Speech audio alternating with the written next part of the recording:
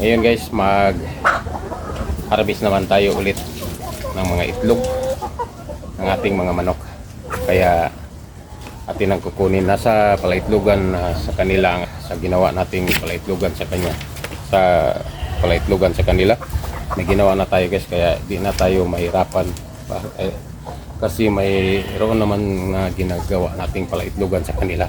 Ito siya guys, atong pang kukunin na. Ito sila guys, oh. Ito ang ginawa nating palaitlogan sa kanila. Karton lang ito, pero temporary lang ito. Gumawa tayo ng palaitlogan nila itong para kapaitlogan sa kanila. Ito nang ating harvest natin, ang kanilang mga itlog. Siya guys, oh. Nasa karton ito. Kabila ating kukunin. Ang iba nasa lupa lang itlog. Ito guys, oh. Ito sila sa kabilang, nasa karton lang sila guys, oh. Ipon-ipon lang sila sa pag-itlog. Ipon-ipon lang sila. Oh, dami dito. 8 ka inahin ang nag-itlog dito guys.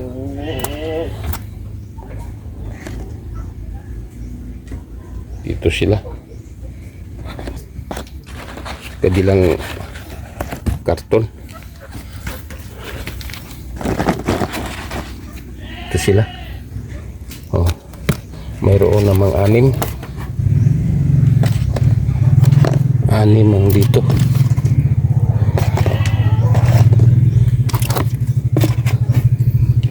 So guys, 6 sa kabila, sa kabilang karton. So dito guys, may 2 naman dito sa lupa. Kahit saan na sila umitlog. Dito sa loob, mayroon namang siyam dito. Ang dami dito guys. Harvest natin ngayon na mga itlog. Ito sila guys, hindi na makasya sa isang tray. Sobra sa isang tray ang na-harvest natin ngayon. Ito ang lahat na nakukuha natin ngayon guys, ang mga itlog natin. Sobra sa isang tray. Ito sila guys, ang nakukuha natin ngayon na mga itlog. Sobra sa isang tray. Maraming salamat.